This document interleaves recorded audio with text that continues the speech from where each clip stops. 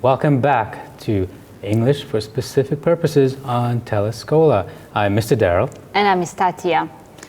მოგესალმებით, კეთილი იყოს თქვენი დაბრუნება ჩვენს ტელესკოლაში. მე თათია ვარ, ეს კი დერილია. And what's the topic of today's lesson, Mr. Daryl? I believe we're moving on to something new, HR management. Yes, and it is connected with business, but a different aspect of business, HR, human resources management, right? Well said.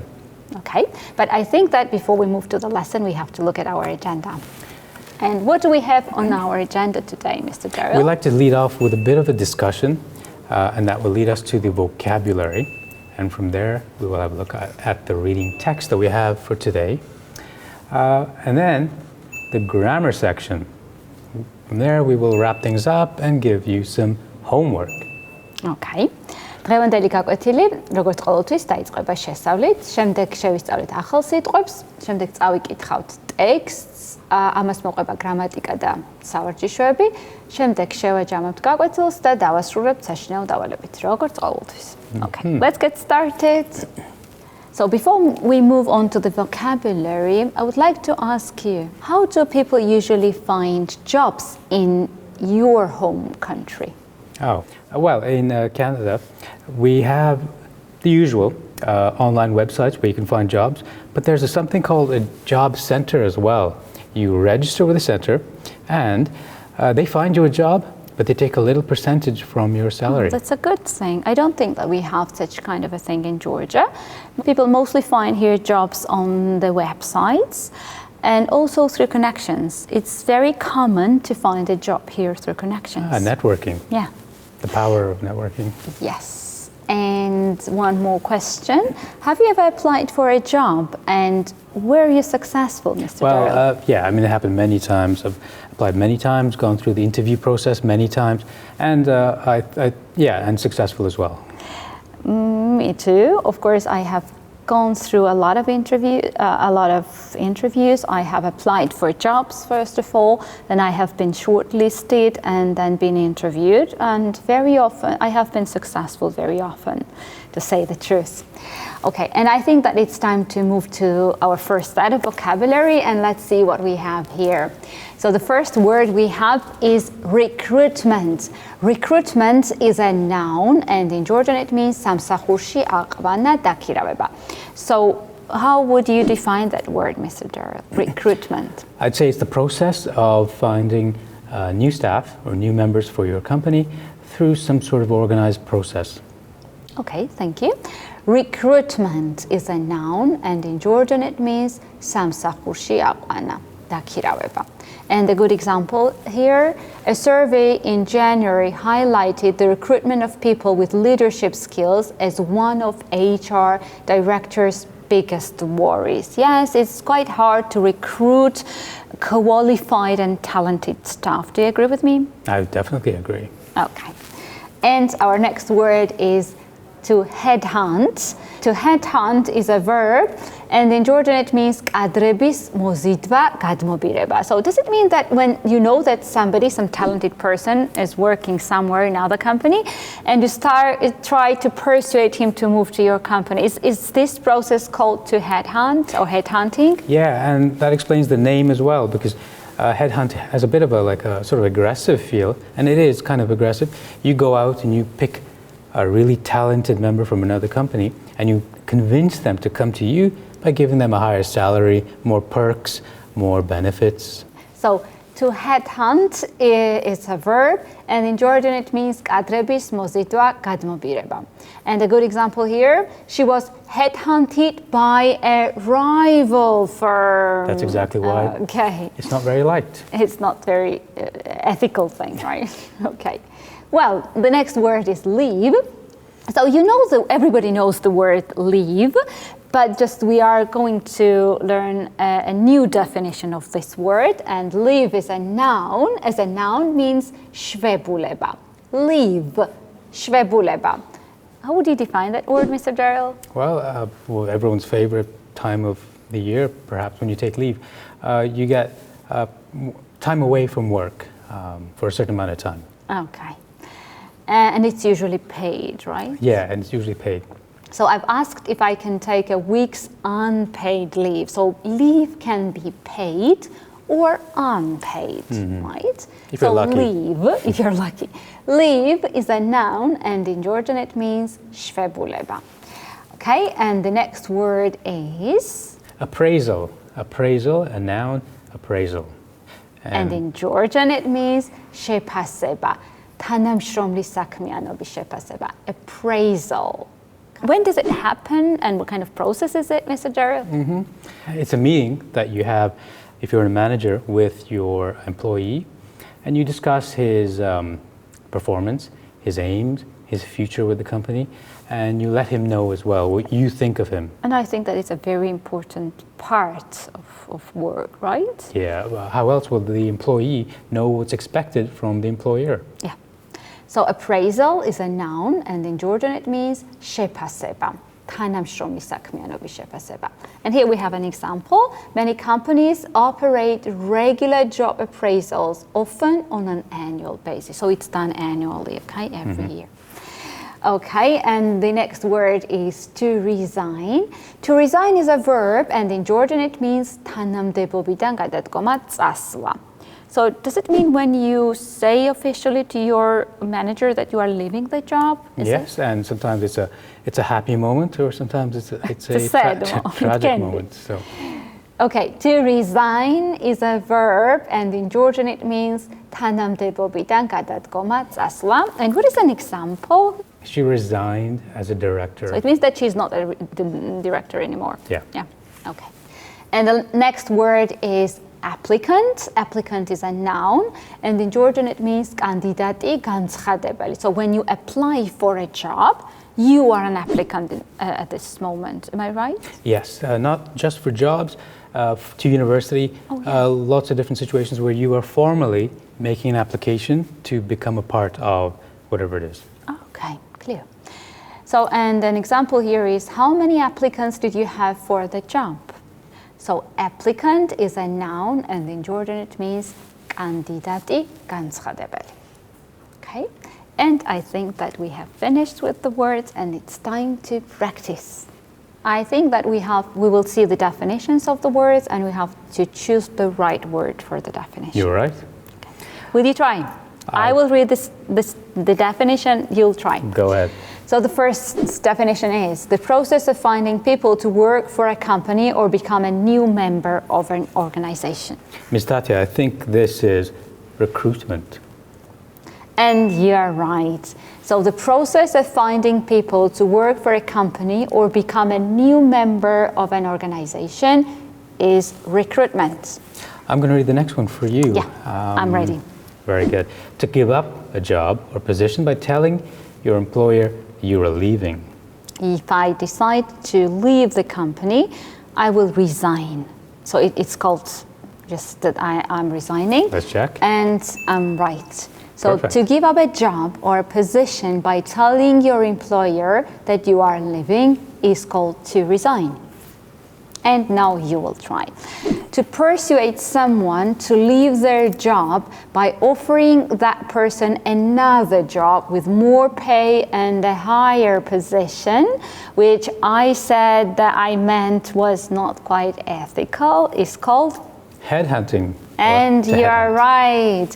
To persuade someone to leave their job by offering that person another job with more pay and a higher position is called headhunt. Well done. Headhunting is a noun and headhunt is a verb. Yes. Okay. Time allowed away from work for a holiday or illness. Ms. Thatya, what is this? It was a leave. And I'm right. Perfect.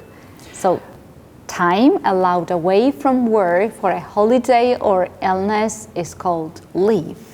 Okay, now I will read, you will try. A meeting in which an employee discusses his or her progress, aims, and needs at work with his or her manager or employer is called An appraisal. And you're right, Mr. Derill. So a meeting in which an employee discusses his or her progress, aims, and needs at work with his or her manager or employer is called appraisal. I think it's your turn. This is our last one. And I have a very easy job. A person who formally requests something, especially a job or to study at a college or university, is called an applicant. because he makes an application for Yes. A person who formally requests something, especially a job or to study at a college or university, is called an applicant. Okay. So if I apply for a position at work or at the university, I'll be an applicant. Anything you apply for makes you an applicant. Okay, thank you very much. Now I think that we have to move on to the reading section, but before we move to the reading section, we need to learn some words, okay, to understand the text better. It's always a good idea to prepare yourself. Yes, okay, let's look at our set of vocabulary. And the first word is to nurture. To nurture is a verb, and in Georgian it means runva, განვითარებაში ხელშეწყობა. To nurture. And how would you define that word in English, Mr. Derill? Well, it's when you help either a plan or a person to develop and become successful. So I think that every company should nurture their Plans and their goals. Goals And staff. Right, so to nurture is a verb, and in Georgian it means runva, განვითარებაში ხელშეწყობა. And an example here is, as a record company executive, his job is to nurture young talent. Okay, the next phrase is cognitive ability. Cognitive ability in Georgian means შემეცნების უნარი, and as I know, it involves a lot of skills, right? Can you help me with the definition, Mr. Derill? So cognitive ability, what is included in this? A very good point. There's a lot of skills involved. Perception, memory, learning, understanding, awareness. These are the kinds of skills that are connected to your cognitive ability, your ability to think and be rational. Yes, thank you. Cognitive ability, and in Georgian it is შემეცნების უნარი, and the example here is, however, it's not just brain size that determines cognitive abilities. Okay, and the next phrase is personality traits.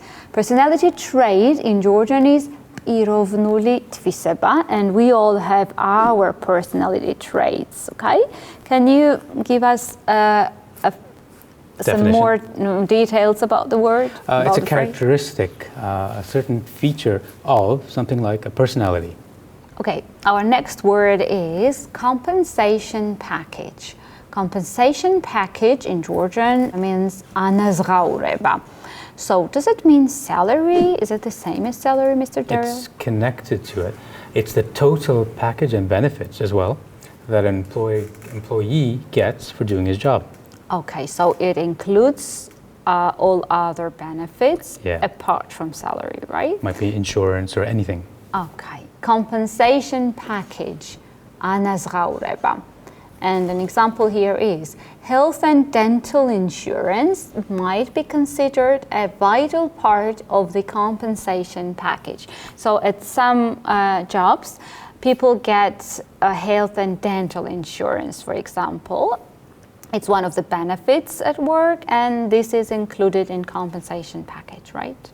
Our next word is ambiguity. And this is a noun, and its definition, I'll give it in English, and then you can give us the Georgian definition, is a situation or statement that is unclear in meaning, and it leaves people in some kind of confusion. Clear. Ambiguity is a noun, and in Georgian it means გაურკვევლობა, ბუნდოვანება. Ambiguity, გაურკვევლობა, ბუნდოვანება. And here we have an example. Be as precise as possible in your answers so that there is no ambiguity. Okay? Important on tests as well. Yes. Okay. And I think that we have finished with the words, and it's time to read a text. Indeed. But before we read a text, let's discuss some of the questions. What does the Human Resources Department do? What is the responsibility of Human Resources Department, Mr. Derill? What do you know about it? As I understand, the Human Resources Department mediates between the staff and the office, the management. So they kind of go between the workers and the owners. Okay, I have the same information about human resources department, and I think that their responsibility is also to headhunt, to find talented employees. And what do you think is the most important human resource function? So we mentioned headhunting, attracting talented staff, and also team building. But what do you think, which is the most important responsibility? Ms. Thათια, I think it might be keeping the staff happy, keeping them motivated, and keeping them developing as well, developing their skills. Okay, that's what we are going to read about. We are going to read a text and find out what is the most important human resource function, okay? And a little bit more about what human resources department generally do. Very good, because it is an important part of a company. Yeah, really. Okay, so when one looks at the size of the recruitment industry around the world, it seems that practitioners act as if recruitment and selection is the most important human resource function. The research on the critical role of ability in explaining performance suggests that they are right to do so. Failure to recruit workers with appropriate competencies will doom the firm to failure, or at the very least, to stunted growth. Firms need to attract and nurture people with the kind of abilities that will make the organization productive in its chosen industry. So you were right. We were right when we said that attracting talented staff is a really important function of a HR department. Indeed. Now, while firms should aim to recruit effectively at all levels of ability, the need to recruit astutely is particularly important, where higher levels of discretion or specialized blends of skills are required in the work. As job complexity increases, so does the range of human performance. Thus, as we move up from low complexity work to jobs where greater ambiguity is involved in decision making, differences in skills and judgment become more pronounced and are more consequential for the organization. Yes, I have thought about it, that different skills and abilities are necessary for different jobs, and HR department should decide what skills and abilities are necessary for the people they are going to recruit. And should improve the skills if it's lacking. Yes. It's quite possible for one professional, such as a lawyer or IT consultant, to be several times better than another at the same task. The phenomenon of large performance variation is also commonly recognized in sales work, such as insurance sales. Some people simply lack the blend of cognitive abilities and personality traits needed and should not be recruited at all. Among those who do have the threshold abilities, the performance range will still be enormous. In Anglo-American countries, at least, firms commonly find they need sales compensation packages which allow high achievers to earn a higher pay, better links to their personal productivity, which is really right? So I think that pay should be linked with their performance. Mm-hmm. Well said. Recognizing the crucial role of ability in performance, the literature on recruitment and selection is vast. It's important to make a distinction between selection practices and recruitment strategies. Selection is about choosing among candidates. It is about how to make fair and relevant assessments of the strengths and weaknesses of applicants. However, recruitment strategy is best understood as the way in which a firm tries to source or attract people among whom it will ultimately make selections. Recruitment strategies include attempts to make the organization an attractive place to work and attempts to reach better pools of candidates. So I think that we've heard a lot of interesting things from the text, and I think it's time to find out how well we understood the text. For that we have an exercise. We will see the statements and we have to decide whether the statements are true or false. Mm-hmm. And it's your turn to try. Okay? I will read. I'll read this statement. Go ahead. And you will tell me whether the statement is true or false. So listen carefully. People working in HR believe that recruitment and selection are the most important aspects of what they do, and this is borne out by research. I would say that the answer might be true. Okay, let's check. And you're right, it's true. And why is it true? We read, practitioners act as if recruitment and selection is the most important human resource function. The research on the critical role of ability in explaining performance suggests that they are right to do so. So our next statement is, candidates for professional and specialized categories of jobs, for example, lawyers and IT consultants, are generally better in interviews than candidates for less demanding jobs. What do you think? Is it true or false, Mr. Derill, according to the text? As I remember, the text says something opposite to this, and this must be false. And you're right, it's false. Because we read, it's quite possible for one professional, such as lawyer or an IT consultant, to be several times better than another at the same task. Okay. And now I will try. Even if people do have all the necessary skills and qualities to do a job effectively, there will still be a wide variation in individual ability. And I think that this is true. And this is true. Well done.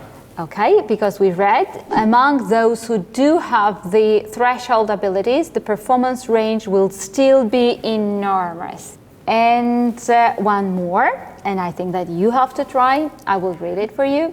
Only Anglo-American companies try to reflect individual differences in performance through pay policy. Is it true or false, Mr. Derill? Would you? Slightly difficult, but I'd say this is probably true. It's written only in Anglo-American companies. Well, let's hope it's true. Okay. It's false, Mr. Derill, because we read in the text, in Anglo-American countries, at least, and this word at least is a key word here. You're right. Yeah, firms commonly find they need sales compensation packages which allow high achievers to earn a higher pay pack, better linked to their personal productivity. Okay, and I think that we have come to the reading part and we have to move to grammar. And today our aim is to revise past tenses, which we have studied, as I remember. So let's quickly recap. When do we generally use past simple, Mr. Derill? Let me recap the uses. Simple completed actions, you require the past simple. Habits in the past as well, permanent situations in the past, general truths and facts about the past, and main events in a story. That's right, Mr. Derill, and I will give you one example. For example, the team completed a project last month. Yes. So it happened last month. We know exact time in the past, and the action is finished. It has no connection with present. We know exact time when it happened, so we use past simple here. And just we know that we need to use the verbs in the second form of the verbs, and we know that we have regular and irregular verbs. Regular verbs take ed at the end, whilst irregular verbs change their form. Okay, now let's talk about the use of past continuous. We use past continuous for actions happening at a particular moment in the past. Also for temporary situations in the past. Also for annoying past habits, usually with always. Also for actions in progress over a period of time. Also for two actions in progress at the same time. And finally for background information in the story. Can you give an example for past continuous, Mr. Derill? I'd love to. For example, at 5 o'clock, the CEO was having a meeting with the staff. Okay, it was a specific time in the past and the action was in progress, okay? And we use past continuous, and here is the form, how we form past continuous. Okay, let's move on. We have past perfect simple. And when do we use past perfect simple, Mr. Derill? Well, we use it in situations and states before the past. Completed actions before a moment in the past. And completed actions where the important thing is the result at that moment in the past. Okay. Would you like to give us some examples? So one example, he had worked for Forbes before he moved to our company. So we have two past actions. He moved to our company, but before that he worked for Forbes. So when we have two past actions, the earlier one is expressed by past continuous. Am I right? Exactly. Okay. And now it's time to practice and see how well we can use these past tenses. So here is a sentence, and we have four options to complete the action, to complete the sentence. Let's try. So I'll read the sentence, okay? Go ahead. When the robbery happened, the security guard, A, slept, was sleeping, had slept, or was slept. What do you think? Which one is right? I'll pick B, was sleeping. And you are right, okay. He was in the process of doing this, okay? Now I will try. Go ahead. I wasn't sure how Belinda would react because I, something, heard along. Is it A, didn't know? Was it B, wasn't knowing? Was it C, hadn't been knowing? Or was it D, hadn't known? I would say D is the right answer, had not known. Okay, know is the stative verb which cannot take ing form, so I think that C won't be the right answer here, or B. So there are two past actions, and this is the earlier one, and so that's why I have chosen Your past deep knowledge has saved us once again. Okay. And the next statement, then we have a blank space, to the manager when he entered the room. And we have four options again. A, talked, B, had been talking, C, was talking, and D, had talked. What do you think? Which one is right? Well, it was a process that happened when the manager came in. It has to be C, was talking. And you are right. He was talking to the manager when he entered the room. And the last one, when we got to the airport, I realized then a space, my passport at home. So I got to the airport, this is one past moment. It means that something happened before that past moment. So I know that in this case, I need to use past perfect. So the right answer will be B here, had left my passport at home. Okay, and Mr. Derill, I think it's time to summarize our lesson. So can you do it? I'd love to. We had a look at the vocabulary. As you remember, it led us straight to the reading section, and from there we moved on to our grammar, which was past tense. Very interesting. ეხლა კი შევაჯამოთ ჩვენი გაკვეთილი. გაკვეთილის დასაწყისში გავეცანით ახალ სიტყვებს, შემდეგ წავიკითხეთ ტექსტი. საკმაოდ საინტერესო ჩემი აზრით. შემდეგ განვიხილეთ გრამატიკა, გავიმეორეთ წარსული დროები. Now it's time to talk about the homework. What's the homework for today, Mr. Derill? Well, we would like you to write a paragraph about your experience applying for a job. I'm sure many of you have gone through this experience. We'd love to hear it. And we'll get very interesting answers, I think, right? Mm-hmm. And where can the homework be uploaded, Mr. Derill? Well, it can be uploaded to the address you see on the screen, and there as well you can find your model answer. Okay. You are very helpful, Mr. Derill. Okay. But now I think it's time to finish our lesson. We have to say goodbye to our audience, but I'm sure that we'll meet them very soon again, right? Indeed. Have a great week and see you next time. So stay with us and keep on learning. Goodbye. Bye.